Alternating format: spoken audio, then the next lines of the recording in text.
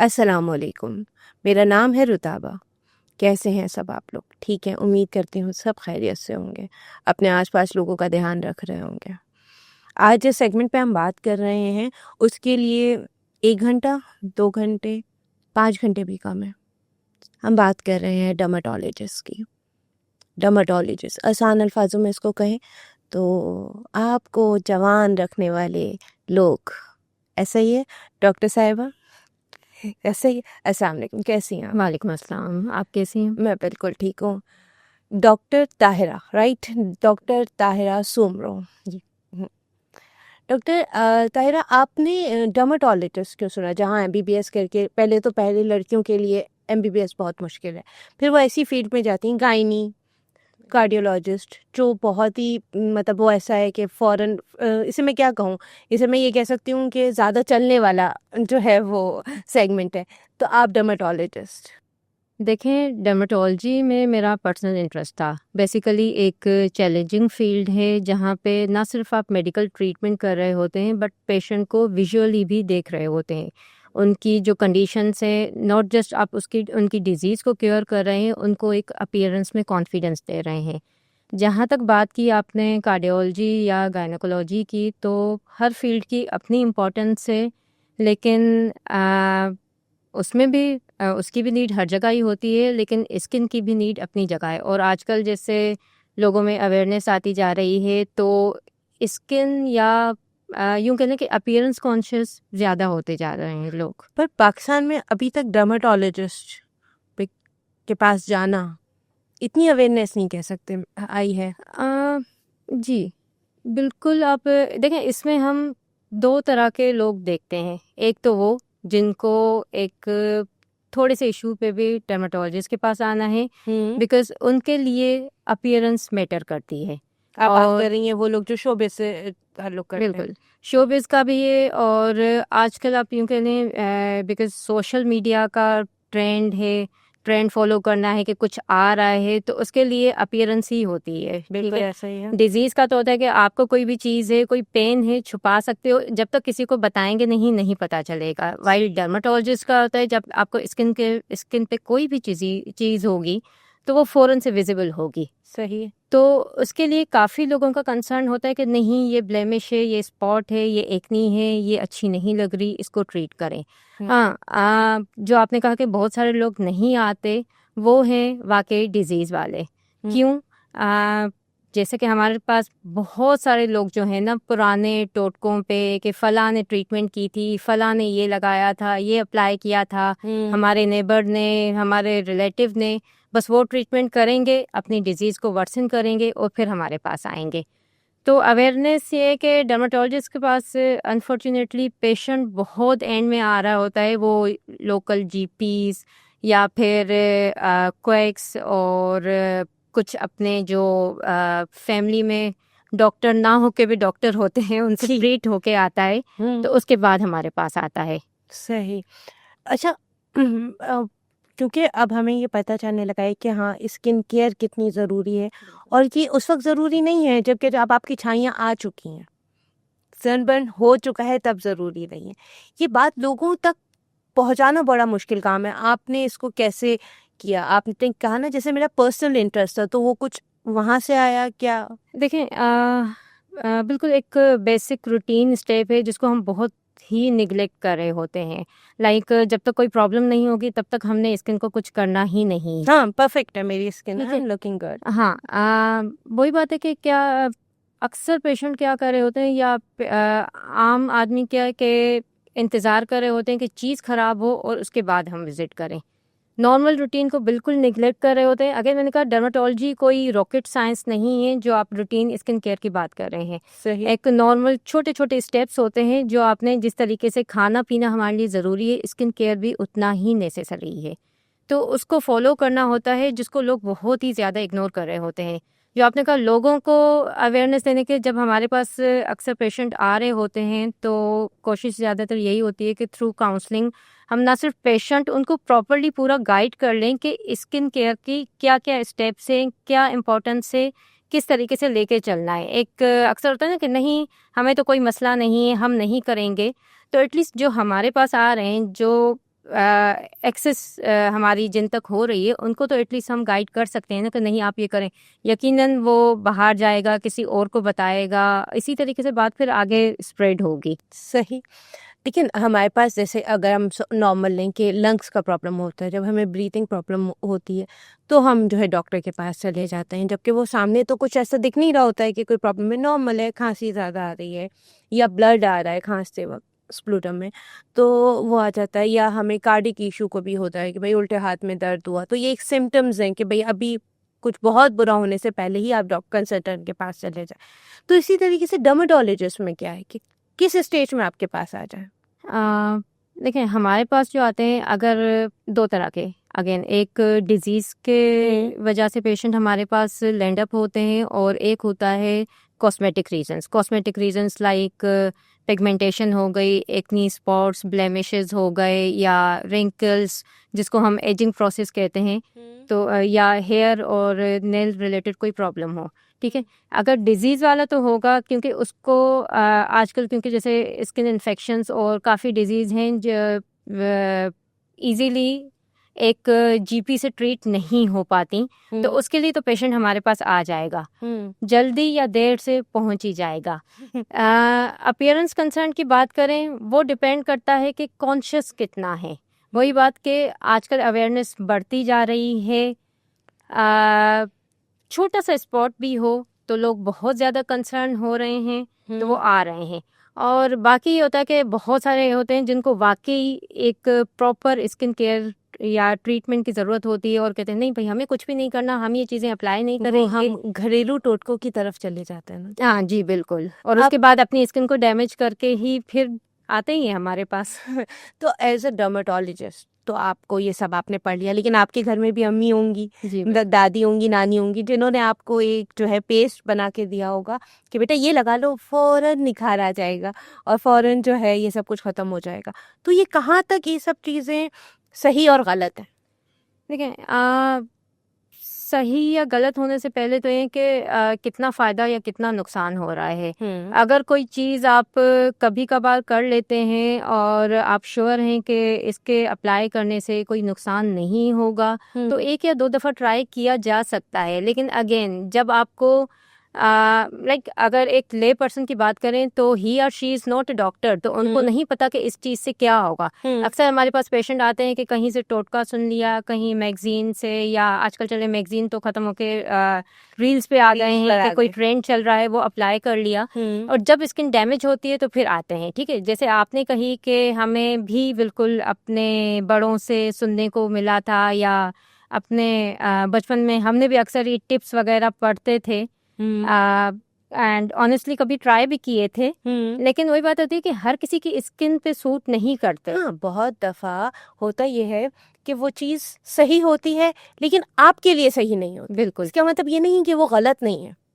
हर skin type different होता है। ठीक है, आप दो लोगों को ले लें, लेट सपोज जैसे आपने कहा कि उपटन या मुल्तानी मिट्टी वगैरह कि वो अप्लाई की, दो लोगों में से एक को बहुत अच्छा फायदा देगा, ठीक है, दूसरे को कोई फायदा न दे या हो सकता है उसे नुकसान भी दे। तो वही बात है कि उसे नहीं पता उसका स्किन टाइप क्या है, उसको किस तरीके से अप्लाई करना था नहीं करना था। तो ये जो हम ट्रेंड को ये जो पहले जो मिथ्स थे इनको हम फॉलो करते आ रहे हैं, तो इससे जो है ना स्किन मजीद डैमेज हो रही है। तो वो रील्स देखती हैं आप, वो इन्फ्लुएंसर्स जो है वो घर में बना के, मेरे घर में ये पड़ा था, चावल का आटा, कॉफ़ी, देख के गुस्सा आता है? कभी कभी आता है बिकॉज देखें ऑनेस्टली इन्फ्लुएंसर्स का नहीं पता वो लोग खुद इसको कितना फॉलो कर रहे होते, लेकिन जो उनके फॉलोअर्स हैं वो उनको बहुत ज़्यादा फॉलो करते हैं, मतलब रिलीजियसली कि फ़लाँ ने अप्लाई किया है उसकी स्किन साफ़ हो गई है। सो देखने वालों के लिए वो एक चीज़ है जो उन्होंने अप्लाई की या करवाई है, उन्हें बाकी की कहानी नहीं पता। तो एक आधी अधूरी रील्स कितने होती है, मैक्सिमम 1 to 2 मिनट्स की, तो 2 मिनट्स में आपने उसकी पूरी स्किन को जज करके उसी को अपने ऊपर क्यों अप्लाई कर रहे हैं। लाइक स्किन कोई ऐसी भी चीज़ नहीं है कि इसको एवं ही ले लिया जाए कि बस छोड़ दो, कुछ भी नहीं है, कुछ मसला हो भी कुछ भी लगा तो ठीक हो जाएगा, कुछ भी लगा लो। बिल्कुल। सही। आपके पास ज़्यादातर पेशेंट क्या कंप्लेन लेकर आते हैं? ज़्यादातर हमारे पास जो आते हैं क्योंकि अपीयरेंस की मैंने बात की थी, तो पिगमेंटेशन की ज़्यादा आते हैं कंप्लेन। जो अक्सर क्रीम्स वगैरह अप्लाई कर रहे होते हैं, उसके बाद जो साइड इफ़ेक्ट्स हो रहे होते हैं, जैसे स्किन बर्न हो गए, एक्नी हो गई, या कुछ केमिकल बर्न, इरिटेशन या इन्फ्लेमेशन हो गया, तो उसके बाद आ रहे होते हैं पेशेंट्स। अच्छा, ये मेरा पर्सनल सवाल है, स्किन खुद भी तो अपने आप को हील करती है। देखें, स्किन हील करेगी अगर आप उसको हील करने देंगे। अगर आप स्किन पे एक्सपेरिमेंट के ऊपर एक्सपेरिमेंट करेंगे तो स्किन हील तो नहीं होगी। और कोई भी प्रोडक्ट इस्तेमाल करने के बाद स्किन कितनी देर बाद रिएक्ट करती है? सिंपल है कि अगर मैं एंटी एलर्जिक नहीं, एंटी एजिंग क्रीम जो है अप्लाई कर रही हूँ, अच्छा पहले तो ये बताएं कब से अप्लाई कर लेनी चाहिए? देखें, डिपेंड करता है कि एजिंग प्रोसेस कितना फास्ट है। लाइक ड्राई स्किन होती है तो एजिंग चेंजेस जल्दी आ जाते हैं, खास करके रिंकल्स। सही। वाइल ऑयली स्किन में रिंकल्स थोड़ा देर से अपीयर होते हैं। सही। ठीक है, तो अगर आपने प्रॉपरली अपनी स्किन केयर की हुई है तो बेसिक स्टेप्स ही आएंगे। लेकिन अगर आपको लग रहा है कि कुछ फाइन लाइंस वगैरह आना शुरू हो गई है तो 30s मिड 30s में अपनी स्टार्ट कर लेनी चाहिए। It's specific care, targeted care. जो बेसिक केयर है वो तो जब आपको है कि जब इवन बच्चे को होश आता है कि अपनी केयर किस तरीके से करनी है, तब से स्टार्ट करनी है। वही अब वही है ना कि अभी तो मेरी स्किन बहुत सही है, तो मुझे अभी किसी स्किन केयर की ज़रूरत नहीं। और एक और सवाल बहुत इम्पोर्टेंट है, मैं धूप में नहीं निकलती, तो मैं स्किन क्या कहते हैं उसे, धूप में नहीं निकलती, सनस्क्रीन नहीं लगाऊं? घर में भी तो धूप आती है, इंडोर भी तो होता है सन एक्सपोजर। लेकिन डॉक्टर तायरा, एक बात है, हम तो शुरू से ही सुनते हुए आए हैं धूप बहुत अच्छी चीज़ है। लो धूप, धूप तो अच्छी है स्किन के लिए भी, हड्डियों के लिए भी। देखें, excess of everything is bad. जब आप किसी चीज़ को बहुत ज़्यादा लेंगे, वो किसी भी फॉर्म में हो, वो हमेशा बुरी ही होती है। ये जो कहते हैं कि धूप बहुत अच्छी है, तो देखिए आहिस्ता आहिस्ता टाइम चेंज होता जा रहा है, हमारे सराउंडिंग, हमारे इन्वायरमेंटल चेंजेस इतने होते जा रहे हैं। पोल्यूशन को देखें, इंडस्ट्रियलाइजेशन हो रही है, तो जो ओजोन को है वो डैमेज भी तो हम ह्यूमंस ने ही किया है ना। उसी को जब डैमेज किया है, अब जो उसकी वजह से जो इफ़ेक्ट्स आ रहे हैं, उनसे बचने के लिए भी तो एहतियाती तदाबीर करनी होंगी। तो फिर ये होता है कि आप जो है वो सनलाइट नहीं लें, लेकिन हाँ विटामिन डी के कैप्सूल्स ले रहे हैं। देखें, विटामिन डी तो बोन्स के लिए है, मैं स्किन एक के लिए। नॉर्मल जनरली बात कर रही हूँ, तो उसके लिए ले रहे हैं, तो हम एक जगह से रोक के दूसरा हम सप्लीमेंट्स, बहुत सारे लोग के, इवन मेरे भी, देखते हैं कि यार इन्होंने अपनी सिर्फ दुकान के लिए जो है ना वो किया हुआ है, क्योंकि हमारे ये प्रोडक्ट्स ज़्यादा जाएं इसलिए जो है वो सनस्क्रीन ज़्यादा बिके इसलिए। नहीं, ये आपने अच्छा एक पॉइंट रेज किया है कि सनस्क्रीन के साथ हम विटामिन डी सप्लीमेंट्स ले लें। ठीक है, देखें बेसिकली हम जो सनस्क्रीन्स एडवाइस कर रहे होते हैं अपने हर पेशेंट को, तो उसके साथ साथ विटामिन डी लेना ही है। बिकॉज हम जो विटामिन डी की सिंथेसिस है थ्रू सनलाइट, हम उसको ब्लॉक कर रहे हैं कहीं ना कहीं। अब जगह अगर हम स्किन को ट्रीट करें तो ऐसा नहीं कि हमने सिर्फ स्किन को ही देखना है और बाकी चीज़ों को छोड़ देना है। ठीक है, तो विटामिन डी की सप्लीमेंट्स भी हो जाती हैं। और ये कहना कि हर कोई अपनी दुकान चला रहा है, तो प्रोडक्ट्स की नीड हमेशा होती है। ठीक है, प्रॉपर प्रोडक्ट यूज़ किए जाएं। ज़रूरी नहीं कि आप किसी एक के कहने पे उसी स्पेसिफिक ब्रांड को फॉलो करें, उसी प्रोडक्ट को यूज़ करें। प्रोडक्ट्स बहुत होते हैं, डिफरेंट होते हैं। सिर्फ ये कि प्रॉपर के उसके जो है ना प्रॉपर इंग्रेडिएंट्स होने चाहिए उस प्रोडक्ट में, और अवेयरनेस होनी आपकी चाहिए। कैटेगरी किस कैटेगरी में फॉलो हो रही है वो भी बहुत ज़रूरी है। जी बिल्कुल। आपकी स्किन किस कैटेगरी में फॉलो हो रही है, हो सकता है आपकी स्किन को उस चीज़ की ज़रूरत ना हो। जी, ये एक डर्माटोलॉजिस्ट ही बताएगा, नहीं बताएंगी नानी और दादी, नहीं बता पाएंगी। मैं ये नहीं कह रही कि वो गलत है, मैं ये नहीं कह रही कि जो उन्होंने हमें बताया वो गलत है। मसला ये है कि इन्वायरमेंट चेंज हो रहा है, हम बाहर निकल रहे हैं, पहले साफ़ सुथरी हवा थी तो ज़रूरत नहीं पड़ती थी, ऐसा ही है। बिल्कुल। ना सिर्फ हवा, डाइट के हवाले से भी पानी। पहले प्योर चीज़ें आती थी। पानी के तो खैर एक बहुत ही एक कॉमन इशू जी बन बिल्कुल। चुका है। उसकी क्लीनलीनेस इम्पॉर्टेंट है। और जंक फूड पहले नहीं होता था। अगर आप पुरानी भी बातें करें तो पहले हम घर का खाना खाते थे, अब हमारी रूटीन चेंज हो चुकी है। तो एक जंक फूड और ये सब चीज़ें इंक्लूड हो गई हैं, तो इसके साथ साथ जो है ना अपनी सोच को बदलना पड़ेगा। ज़रूरी नहीं है कि हम एक पुराने दादी अम्मा नानी अम्मा के ट्रेंड्स चला रहे हैं, उन्हीं टोटकों को फॉलो कर रहे हैं कि उस वक्त काम किया था, तो ज़रूरी नहीं कि अभी भी करें। मेकअप डैमेज करता है स्किन को? बिल्कुल डैमेज करता है अगर प्रोडक्ट रॉन्गली चूज़ किया जाए। मतलब मेकअप कोई विलन नहीं है कि यूज़ करें और स्किन डैमेज हो जाएगी।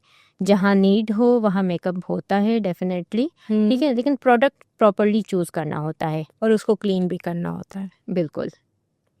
बिकॉज ये जो कहते हैं ना, एक क्विकेस्ट वे है टू इरिटेट द स्किन। आप मेकअप लगा के सो जाएं और खुद एक्नी को दावत दे दें कि आ जाओ हो जाओ। ओके, अच्छा, हम बात करेंगे कुछ कॉन्सेप्ट्स पे जो बीइंग इन ह्यूमन और बीइंग इन लाइक गर्ल हमारे पर आती थी कि नहीं नहीं कोई प्रोडक्ट इस्तेमाल मत करो, कोई क्रीम इस्तेमाल मत करो, जल्दी बूढ़े हो जाओगे, जल्दी रिंकल्स आ जाएंगे, नेचुरल ग्लो है, बहुत अच्छा है। देखें, इस तरह तो हमें सुनना पड़ता है, पेशेंट से अक्सर सुनने को मिलता है, लेकिन इसके लिए काउंसलिंग ही है कि जितना हम पेशेंट को काउंसल कर सकें, उनको सेटिस्फाई कर सकें कि ये आपकी स्किन की रिक्वायरमेंट है, ये बेसिक नीड है, ये ट्रीटमेंट है, ये फॉलो करनी है, तो आहिस्ता आहिस्ता पेशेंट समझ जाते हैं। और अगर जो नहीं समझते वो डैमेज करने के बाद समझ जाते हैं। कितने साल हो गए इस फील्ड में? इस फील्ड में मैं since 2017 27। In the field of dermatology. Okay, क्या हर्डल्स आई? देखें, एक ओवरऑल पूरे उसमें एज अ डॉक्टर, क्योंकि हमें डिफरेंट रूटीन्स को साथ लेके चलना होता है। लॉन्ग हॉस्पिटल आवर्स ड्यूटीज़ होते हैं, स्टडी आवर्स मैनेज करने होते हैं, back to back exams, test, presentation, research नहीं, I papers. Wanted to know, ये तो है, ये तो हर डॉक्टर की कहानी, या ये कह लें हर फील्ड की यही बात है कि भाई इसकी पढ़ाई बहुत है, अपडेट होता चला जा रहा है, जो इंजीनियर पहले बने थे अब चीज़ें बदल गई हैं, आगे अपडेट हो रहे हैं। मैं फील्ड की उसकी बात कर रही हूँ कि आपकी फील्ड में लोग सबसे ज़्यादा शिकायत लेके क्या आते in the field of dermatology, हैं? Yes, of course. Cosmetic concerns most common होती हैं शिकायत के स्किन, हेयर, नेल। देखिए, हमारे पास 3 कैटेगरीज हैं ना, तो कुछ नेल रिलेटेड कुछ डिजीज़ होती हैं, नेल कलर चेंजेस होते हैं, उसके रिलेटेड आते हैं। हेयर को आ जाएं तो कॉमनली हेयर फॉल बहुत हमें पेशेंट्स इनकाउंटर होते हैं। स्किन पे हमारे एक्नी, पिगमेंटेशंस और पिगमेंटेशन disease। क्या होती है? थोड़ा सा पिगमेंटेशन मतलब नॉर्मली जो स्किन कलर है उसके ऊपर टैनिंग हो जाए या कोई डार्क स्पॉट आ जाए, या स्किन के कंपैरिजन में कोई लाइट स्पॉट आ जाए, मतलब मींस जिसको हम हाइपर पिगमेंटेशन या हाइपो पिगमेंटेशन, पिगमेंटेशन ज़्यादा हो जाए या पिगमेंटेशन कम हो जाए, सही। तो अक्सर उसके भी पेशेंट मिलते हैं। और कॉमनली जिस सेटअप में हम यहाँ पे हैं, हमें जो कंटेजियस स्किन इन्फेक्शंस बहुत मिलते हैं, ओके, जिसको हम आम लैंग्वेज में कहने की सूखी खारिश, जो कि एक से दूसरे को ट्रांसमिट हो रही होती है। फंगल इन्फेक्शंस बहुत कॉमन है अभी। समर फंगल तो स्कैल्प पर आता है ज़्यादातर, या नेल में आएगा? पूरी बॉडी पे अफेक्ट कर सकता है, it's hmm. Not only nails या स्कैल्प। ओके। और उसके अलावा आजकल जैसे गर्मियाँ आ रही हैं तो बैक्टीरियल इन्फेक्शंस बहुत आते हैं। वायरल का एक जो है एक चला था अभी कि उसमें चिकन पॉक्स, मीजल्स, जो वायरल रेशेस होते हैं, उसके पेशेंट्स काफ़ी आए थे। अभी लास्ट ईयर चिकनगोनिया का एक अच्छा खासा पेशेंट्स का फ्लो आया था। तो जहाँ पे उनके बॉडी एक और फीवर हुआ था, वहाँ पे स्किन भी बहुत ज़्यादा अफेक्ट हुई थी। जो चिकनगुनिया के बाद भी हमारे पास अगेन पिगमेंटेशन के पेशेंट्स आए थे, जो कि one of the side effect of chikungunya infection, तो उसके हमें बहुत पेशेंट देखने को मिले थे। ये भी तो कॉन्सेप्ट है कि डर्मेटोलॉजिस्ट बहुत महंगे हैं। डर्मेटोलॉजिस्ट महंगा नहीं है, बेसिकली जो हम प्रोडक्ट्स प्रिस्क्राइब कर रहे होते हैं वो एक्सपेंसिव होते हैं, बिकॉज़ वो उनकी लॉन्ग टेस्टिंग होती है। ज़ाहिर है स्किन है तो वो प्रॉपरली टेस्ट करने के बाद ही मार्केट में आ रहे होते हैं, तो वो एक्सपेंसिव होते हैं। इसी वजह से पेशेंट्स थोड़ा सा अवॉइड करते हैं उनको हम महंगे लगते हैं। उनको मैं भाई उस आपका काम महंगा है ना, जाहिर सी बात है, खूबसूरत दिखाना हर किसी के बस की बात नहीं है, खूबसूरत रहना आसान नहीं है, ठीक है। मुझे बताएं एक ऐसा, चले मैं आपसे कुछ सवाल पूछती हूँ जो मेरे नॉर्मल है। जैसे हमने पता है कि हाँ मेकअप करने से या गलत प्रोडक्ट इस्तेमाल करने से स्किन डैमेज होगी, इसके अलावा स्मोकिंग से जाती है स्किन डैमेज होती है? स्मोकिंग बिल्कुल, जहाँ आपकी बाकी हेल्थ को मुतासिर कर रही होती है, वहाँ पे स्किन को भी अफेक्ट कर रही या होती है। इससे जो एजिंग प्रोसेस है वो फास्ट हो रहा ये होता है, मैंने पहली स्पीड बार अप सुना है, होता है। ये मैंने पहली बार सुना है, इस पे मैं ज़रा जो है वो चाहूँगी कि आप रोशनी डालें थोड़ी सी। देखिए, स्मोकिंग से जो है ना, जो रेडिकल्स निकल रहे होते हैं वो हार्मफुल होते हैं, सही। वो स्किन को डैमेज कर रहे होते हैं, वो स्किन के लिए सूथिंग नहीं है। जो बेसिकली जो एक प्रोसेस एजिंग का जो है वो आपका सोया हुआ होगा, स्मोकिंग से आके के आ जाओ भाई के इधर से हम स्मोक कर रहे हैं और ये अपना सिर्फ हो लंग्स को जाए। डैमेज नहीं करता, मुझे तो ऐसा लगा था सिर्फ लंग्स डैमेज नहीं होते, स्मोकिंग के कई सारे रिस्क हैं, चेस्ट स्पेशलिस्ट के पास ही नहीं, ठीक है, उसके जो है वो एक वो तो वो एक तो one of the normal, most common side effect है उसका के कैंसर बट होते हैं, स्किन पे इफेक्ट आ रहा है। स्किन पे इफेक्ट आ रहा है और ये विजिबल इफेक्ट है और ये ज़्यादा कंसर्न होना चाहिए इसके लिए, बिकॉज एजिंग जैसे आपने कहा कि खूबसूरत लगने का शौक हर किसी को होता है, बिल्कुल। तो अगर अपना लुक अपनी स्किन को हेल्दी रखना है तो लाइफस्टाइल भी हेल्दी होना चाहिए। चाय कॉफी इसमें कितना पार्टिसिपेट करती है? चाय और कॉफ़ी अगेन कैफिनेटेड प्रोडक्ट्स हैं, किसी हद तक तो लिए जा सकते हैं, लेकिन अगर आप बहुत ज़्यादा लेंगे तो कैफीन भी वो डैमेज आपने सुना करती था, वो अम्मी बोल रही थी कि वो काली चाय नहीं पियो रंग काला हो जाएगा। नहीं, इसका कोई ताल्लुक नहीं है। चाय को आप एज अ ड्रिंक करके ले सकते हैं और ऑनेस्टली चाय तो हमारे यहाँ डेली ही लेते हैं, फ्यूल जो है, फ्यूल। बिल्कुल वही, ठीक है, तो आप चाय के बिना, जो चाय एडिक्ट्स हैं वो चाय के बिना नहीं रह सकते, तो आप उनको जाके कह लें कि चाय पीना ही छोड़ दो क्योंकि स्किन अफेक्ट होगी, तो बिल्कुल बिल्कुल भी फॉलो नहीं करेंगे। Don't tell me this. फिर तो ये बताएं, मेरी तो जिंदगी का आधा मसला यहाँ हल होने के लिए जा रहा है, क्योंकि I am a coffee lover.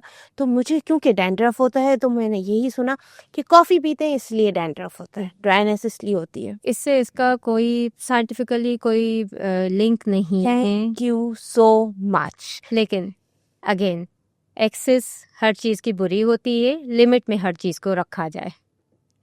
Okay, आप that's a debatable. Cut off ना करें, कट डाउन कर ले उसको। ओके, सही। लेकिन चले मैं ये नहीं कह सकती कि टोटल सिर्फ कॉफ़ी पीने से डैमेज हो रहा है, अदर रूटीन भी हमारी ऐसे ही है पूरे दिन की, तो डैमेज, लेकिन इतना डैमेज नहीं हो रहा कि हम उसे छोड़ दें, बिल्कुल ऐसा हो जाए कि नहीं कॉफ़ी नहीं पी सकते, बाल झड़ जाएंगे भाई, सारे गंजी हो जाओगे।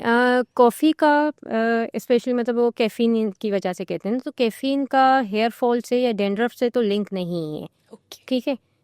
ओवरऑल कॉफ़ी हो गई या चाय या जैसे स्मोकिंग, तो ये चीज़ें हेल्थ के लिए बहुत एक हेल्दी लाइफस्टाइल में नहीं आती हैं, ठीक है। एग्रीड। हम देसी एशियन जो हैं वो चाय के बिना तो नहीं रह सकते, कॉफ़ी जो है अब थोड़ा सा एक सुपीरियर ट्रेंड हो गया है, कॉफ़ी उसमें एड ऑन हो गई। स्मोकिंग का भी जैसे आपने कहा था, अगेन इट्स एक जो क्या कहते हैं कि एक स्टेटस सिंबल है, हेल्थ के लिए नहीं, ये आपकी कोई बेसिक नीड नहीं है। आप चाय को कॉफ़ी को एज अ ड्रिंक ले लें जब नीड हो, ठीक है। जो चीज़ें एक्स्ट्रा हैं जिनकी नीड नहीं है उनको हटाना अब होता क्या है। करें कि हर घंटे में कॉफ़ी की नीड होती है, तो अब क्या करें? खैर वो तो चले, देखिए ये कंट्रोल किया जा सकता है, मैं ये नहीं बोलती कि कंट्रोल, हाँ छोड़ा नहीं जा सकता ये सोच के कि भाई डैंड्रफ हो रहा है, हेयर फॉल हो रहा है, स्कैल्प ईचिंग हो रही है। यहाँ पे ये कहूँगी कि जो आपने कहा कि देखें, हेल्दी लाइफस्टाइल ओवरऑल स्किन के लिए, हेयर के लिए या पूरी बॉडी के लिए वो ज़रूरी है, ठीक है।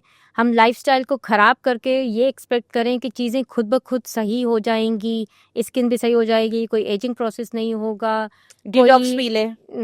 डिटॉक्स का पी सकते हैं, लेकिन जहाँ ट्रीटमेंट चाहिए होती है वो अपनी वो तो पे ट्रीटमेंट होती चाहिए है। ना। सही। जैसे डॉक्टर खैर हमारे पास बहुत सारे मिथ हैं, आई एम श्योर आप लोगों के पास भी होंगे। अगर आप लोग कोई भी ऐसे सवाल रखते हैं तो कमेंट सेक्शन में बोले, मैं डॉक्टर तहरा के साथ एक और सेशन करूँगी जहाँ पर हम अपने कमेंट्स में आपके आने वाले सवाल और आपके जो भी ये जो मिथ हैं जो हम बचपन से सुनते हुए आ रहे हैं उनको हम जो है वो रिकंसिडर कर लेंगे। अभी जो मेरे दिमाग में आ रहा है वो मैं आपसे पूछती हूँ। बहुत सारी ऐसी चीज़ें हैं जैसे शेव करने से हेयर ग्रोथ ज़्यादा हो जाती है या बाल थिक हो जाते हैं। इसके लिए तो आई थिंक ये जो है ना एक one of the most common and deeply rooted myth के बार बार गंजा करा लो बाल बहुत अच्छे हो जाएंगे।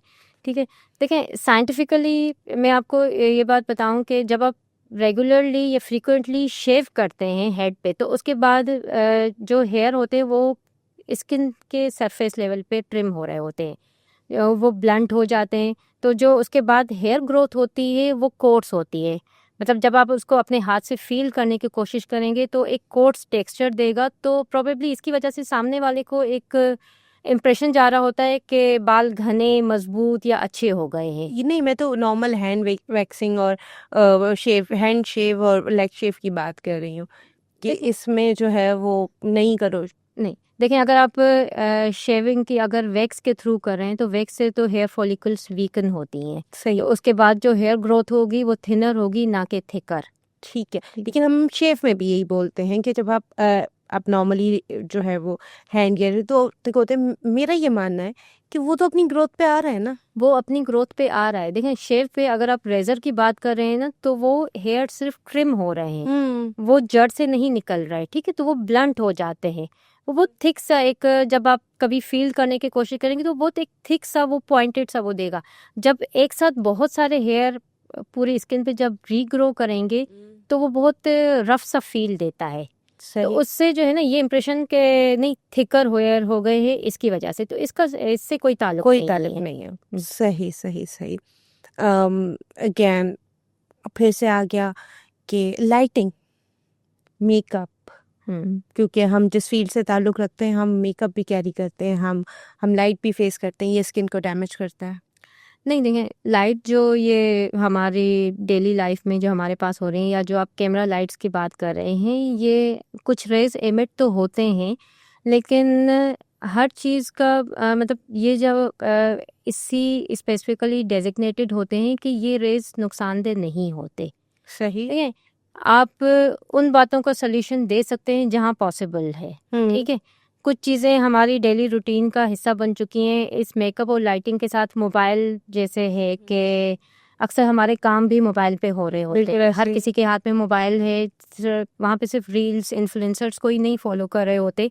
ऑब्वियसली बहुत सारा हमारा रूटीन वर्क लैपटॉप से भी स्विच होके मोबाइल पे आ गया है। बिल्कुल ऐसे। तो ये रेज बहुत ही मल्टीपल फील्ड से पास करने के बाद ये डिवाइसेस ये सब चीज़ें बनाई जाती हैं तो इतना हार्मफुल नहीं होती।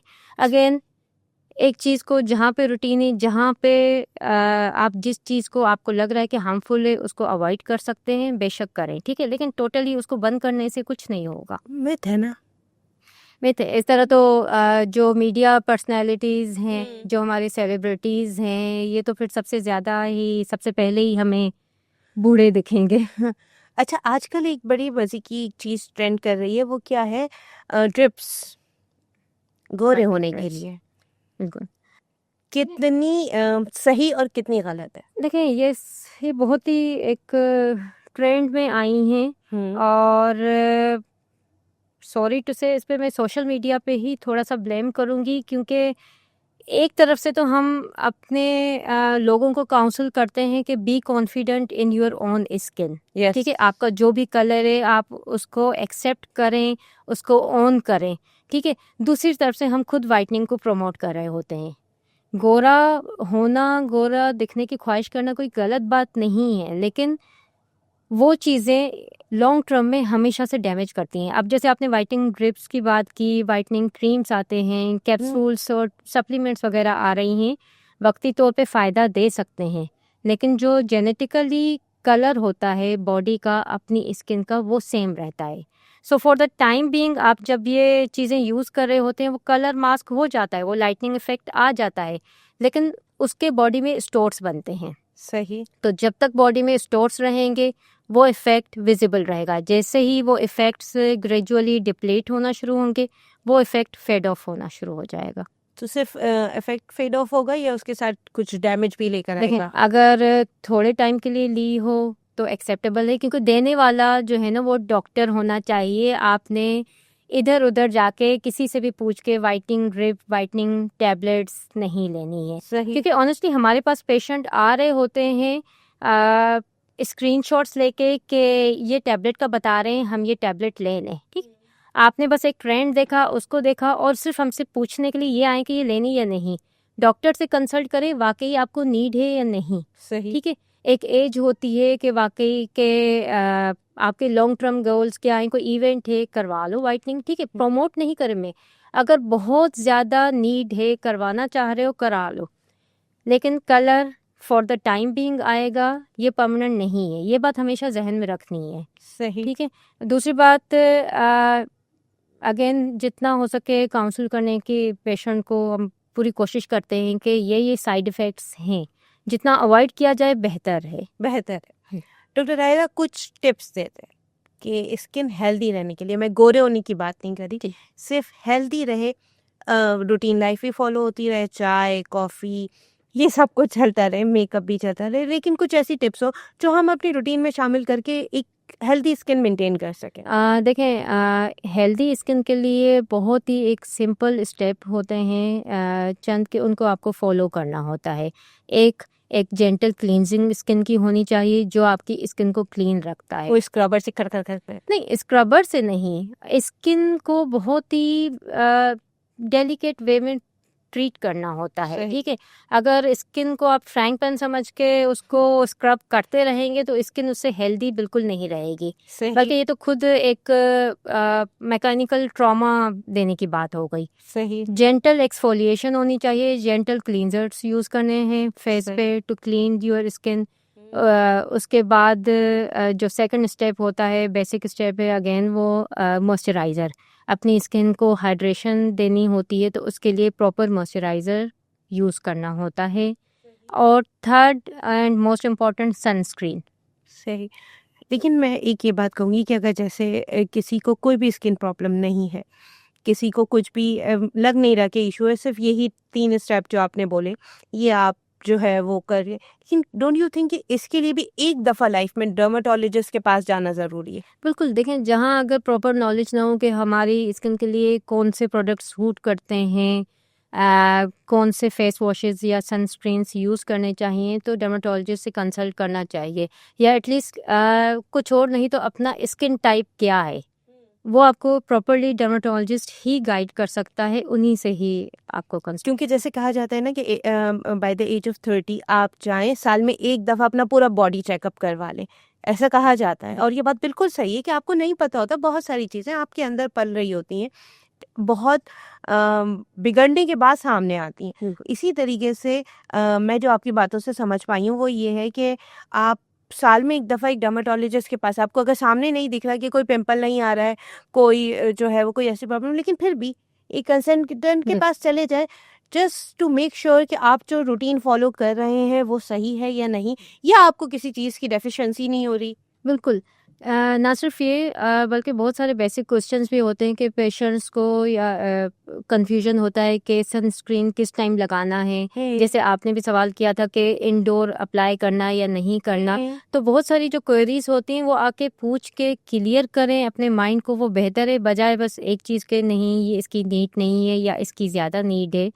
तो जब एक प्रॉपर प्रोफेशनल गाइड मिलेगी तभी स्किन हेल्दी रहेगी। बिल्कुल ऐसा ही है, बिल्कुल। Thank you so much Tahira.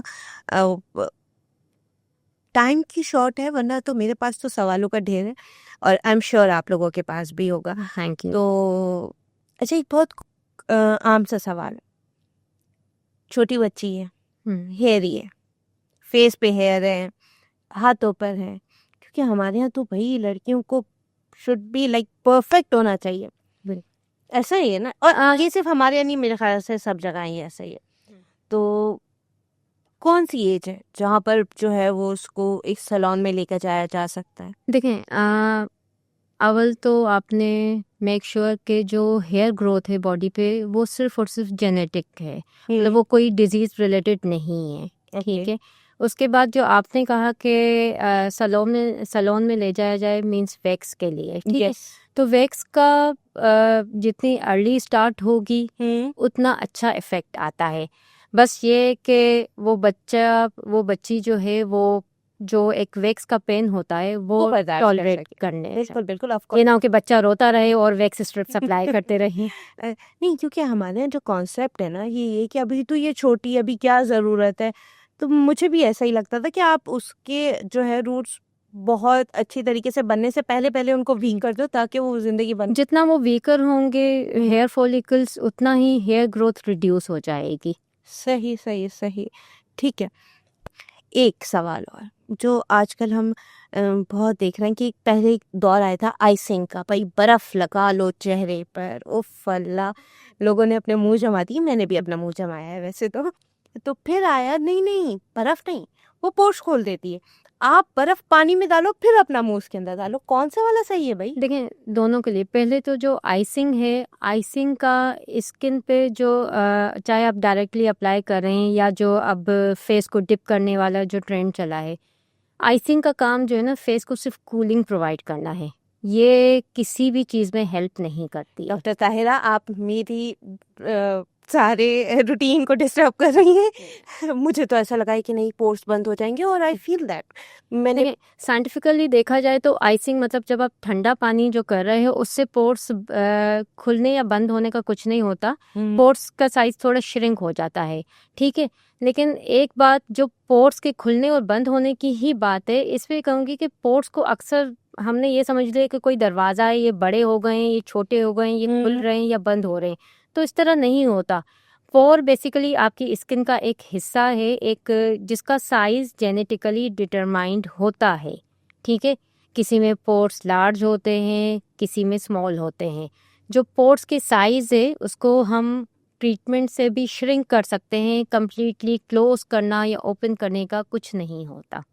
तो आप आइसिंग करना चाहते हैं कर सकते हैं, लेकिन अगर उससे ये सोच के कि स्किन पे ग्लो आ जाएगा, स्किन पे कोई फेयरनेस आ जाएगी, एक्नी या जो भी चीज़ें वो वेनिश हो जाएगी, वो नहीं है। उसका ज़्यादा कोई रोल नहीं है, सिर्फ और सिर्फ सूदिंग प्रोवाइड करता है, एक ठंडा इफेक्ट दे रहा होता है।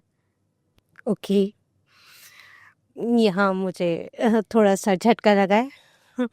सही सी बात है, मुझे भी नॉलेज नहीं है, मैं कभी भी डर्माटोलॉजिस्ट के पास नहीं गई क्योंकि मुझे ऐसा लगा कि क्या ज़रूरत है, ना पिंपल निकलता है और ना ही जो है वो पिगमेंटेशन है, तो मुझे जाने की ज़रूरत नहीं है। यही कॉन्सेप्ट है, सबका यही कॉन्सेप्ट होता है, ठीक है, कि जब तक बीमारी नहीं आती, जब तक कोई प्रॉब्लम नहीं आती, तब तक जो है ना डर्माटोलॉजिस्ट को विजिट करना ज़रूरी नहीं समझा जाता। कॉन्सेप्ट्स हैं, देखें आप चीज़ कुछ भी करते रहे, हम किसी चीज़ से एकदम से मना नहीं करेंगे, ठीक है। लाइफस्टाइल हो गए, कोई आपको टिप्स वगैरह को कुछ फॉलो करें, जहाँ डैमेजिंग है वो तो चीज़ हमने फ़ौरन स्टॉप करानी है। जहाँ हमें लगेगा कि इस चीज़ से अगर नुकसान नहीं, फ़ायदा नहीं हो रहा तो नुकसान भी नहीं हो रहा, ठीक है, अगर आपको लग रहा है तो आप उसको कंटिन्यू कर सकते हैं, लेकिन अपनी थिंकिंग को चेंज करना पड़ेगा, जो कि टाइम के साथ वैसे भी एवोल्यूशन की उसको ज़रूरत होती है। सही। क्या एडवाइस देंगी उन लड़कियों को जो है वो पागल है स्किन के पीछे मेरी तरह? देखिए स्किन की केयर ज़रूर करें जहाँ जहाँ नीड हो। ओवर केयर देखिए बहुत ज़्यादा चीज़ें स्किन पे अप्लाई करने से भी स्किन डैमेज होती है। बिल्कुल। ये सोचना कि ये भी सीरम आया है हमने अप्लाई करना है, ये क्रीम है ये अप्लाई करनी, इतनी सारी चीज़ें लगाने के लिए आजकल तो वैसे बहुत ही कम लोगों के पास टाइम होता है। ज़्यादातर लोगों की जो अपनी बिजी रूटीन है उसमें आपने उसके लिए एक एक्स्ट्रा टाइम लगा के ज़रूरी भी नहीं। सॉरी आपकी बात कर रही हूँ, व्हाट आई बिलीव इसमें दो कैटेगरी फॉलो हो रही है, एक जिन्होंने बिल्कुल ही छोड़ा हुआ है और एक जिन्होंने बहुत जोर से पकड़ा हुआ है, ऐसा ही है? बिल्कुल वो हमें दोनों ही एंड पे पेशेंट मिल रहे होते हैं, है ना? एक ने बहुत ओवर केयर के लिए होते हैं, एक जिन्होंने कुछ भी नहीं करना है। दोनों को ही हमारी कोशिश होती है कि मिड पे लाया जाए, जितनी ज़रूरत है जो बेसिक केयर है वो फॉलो करें, जो बाकी एक्स्ट्रा केयर है वो डॉक्टर से, डर्मेटोलॉजिस्ट से कंसल्ट करें कि किस चीज़ के लिए क्या इस्तेमाल करना है। डॉक्टर, डर्मेटोलॉजिस्ट बेहतर समझ सकता है उस नीड को, बजाय वो खुद के ही कि ये भी अप्लाई करना शुरू कर दिया, ये भी अप्लाई करना शुरू कर दिया। सही। एक और, अब तो हम स्किन की बात कर रहे थे, अब हम बात करते हैं हेयर की, स्कैल्प की बात करते हैं। सिंपल, डैंड्रफ है, बहुत सारा तेल लगा लो, दही लगा लो, अंडा लगा लो। नहीं, बिल्कुल। तेल की जहाँ बात है, तेल के लिए बिल्कुल हमारे पास जो पेशेंट आ रहे होते हैं कि डेंड्रफ हो गया, फिर 2-2 दिन, 3-3 दिन, बल्कि हफ्ता का हफ्ता ऑयल लगा रहेगा। ठीक है, देखिए पहले तो डेंड्रफ को समझें। डेंड्रफ जो होता है वो फंगस, यीस्ट होता है, उसकी ओवर ग्रोथ की वजह से होता है। सही। तो उसके लिए स्कैल्प को प्रॉपर ट्रीटमेंट चाहिए होता है, ना कि ऑयलिंग। जितना ऑयलिंग करेंगे, ऑयलिंग से एक तो इतने लॉन्ग टर्म में स्कैल्प पे इचिंग शुरू हो जाएगी, उसके अलावा जो मसाम होते हैं बंद हो जाते हैं, उसकी वजह से डेंड्रफ एग्रेवेट होता है। तो सही। ओवर ऑयलिंग डेंड्रफ को ख़राब करेगी। ऑयल करना है अप्लाई, बेशक करें, बिकॉज ऑयल जो है वो हाइड्रेशन में काम देता है, कर सकते हैं, लेकिन फॉर शॉर्ट टाइम। ठीक है, दही और इसकी बात की, अगेन इनका कोई रोल नहीं है, लेकिन न्यूट्रिशन है। न्यूट्रिशन ये वैसे खाएंगे जितना वो अच्छा फ़ायदा देंगे, बजाय वो अप्लाई करने के। वो भी तो आजकल चल रहा है, विटामिन ई के कैप्सूल। हाँ, विटामिन ई कैप्सूल्स को तो मेरे ख्याल से एक मैजिक पोशन समझा जाता है। बिल्कुल। ये खाएं और सब कुछ सही हो जाएगा। नहीं नहीं, खाएं और लगा भी लें, आप वैसलीन में मिक्स करें और लगा लें, लिप्स पे, हेयर पे। स्किन, नेल्स, सब। देखिए, vitamin E as a nutrient बहुत अच्छा है। ठीक है, अप्लाई करने के लिए हम नहीं कहेंगे। डायरेक्ट कोई भी चीज़ आप अप्लाई करेंगे अपनी स्किन पे, अपने हेयर पे, तो वो डैमेज कर सकती है। बेटर है कि खा लें अगर नीड है, बिकॉज फैट सोल्यूबल विटामिन है विटामिन ई, तो उसकी नीड इतनी नहीं होती है। मतलब फ्रीक्वेंटली इसको सप्लीमेंट नहीं बनाना है। आप लें, कुछ टाइम के लिए लें, फिर स्टॉप की जा सकती है। मतलब ये नहीं कि खाने के साथ उसके साथ विटामिन ई भी लेते रहें रोजाना। और what about the fish oil? Fish oil का जो है वो ट्रेंड ज़्यादा है, लेकिन इतना वो नहीं। As a supplement, adjuvant treatment role है, ठीक है, लेकिन अगर आप सोलली फिश ऑयल पे रिलाई करेंगे तो नो। ओके। तो फाइनली हमने इस बात से ये सीखा, एक एक्सपर्ट एडवाइस बहुत ज़रूरी है। जैसे आपको दिल में दर्द होता है, जैसे आपको लंग्स में जो है प्रॉब्लम होती है, या शुगर के पेशेंट हैं, तो आप डॉक्टर्स के पास जाते हैं, वीकली उसको जो है वो वीकली आप जाते हैं उसके पास, देखते हैं, अपनी टेस्ट करवाते हैं, रिपोर्ट्स लेते हैं, और फिर उसको मॉनिटर करते हैं। इसी तरीके से आपकी स्किन, आपके बाल, आपके नेल्स को भी ज़रूरत है। और स्किन सिर्फ चेहरे की हद तक नहीं है, हम अक्सर नेक भूल जाते हैं, हम अपने एंगल्स भूल जाते हैं। बहुत सारे, ये बहुत नॉर्मल सा लगता है, लेकिन लोगों के एंगल्स बहुत काले होते हैं। ये भी एक तरह की डेफिशिएंसी है। डेफिशिएंसी से ज़्यादा देखें, ये जो यहाँ पे स्किन होती है वो थिक होती है, तो जो है ना, ये फ्रिक्शन प्रोन एरियाज कहलाते हैं। तो इनको बेसिकली मॉइस्चराइज़र चाहिए, जेंटल एक्सफोलिएशन अगर रेगुलरली करते रहें तो वो सही हो सकती है। लेकिन अगर इनको अक्सर ही लोग निगलेक्ट कर देते हैं, बिल्कुल जब वो इतने हो जाएं कि सामने वाला जब तक टोक ना दें, फिर पेशेंट आके कहते हैं कि नकल्स डार्क हो गए हैं, एंकल्स पे निशान आ गए हैं, इसको सही कर दें। तो इसको वही बात है कि प्रिवेंशन करनी है, बजाय ट्रीटमेंट के यहाँ तक ना पहुँचने देने के लिए इसको फ्रीक्वेंटली मॉइस्चराइज करें और एक्सफोलिएशन करें जेंटली। जो अब तक मैं समझ पाई हूँ आपकी बातों से, वो ये है कि ज़रूर आपको हर चीज़ की ट्रीटमेंट की ज़रूरत नहीं है। बहुत दफ़ा सिर्फ उसको हैंडल कैसे करना है, सिर्फ उसकी आपको कंसल्टेंसी चाहिए, बस। मेरे ख्याल से ऐसा ही है। ऐसा ही है, बिल्कुल। बहुत अच्छा लगा आपसे बात करके, बहुत सारे कॉन्सेप्ट क्लियर हुए, बहुत सारे मिथ हैं, क्योंकि हम we are short of time, तो हमारे पास बहुत सारे मिथ हैं जो आपके पास भी होंगे। I am sure. Comment sections में बताइए कि आप क्या पूछना चाहते हैं डॉक्टर ताहिरा से। फिर मैं एक और मुलाकात करूंगी और आपके सवालों का पूछूंगी। ये तो मेरे सवाल थे, अब मैं पूछूंगी आपके सवाल। अपना बहुत ख्याल रखिएगा, आसपास लोगों का बहुत ख्याल रखिएगा। टेक केयर, अल्लाह हाफिज़।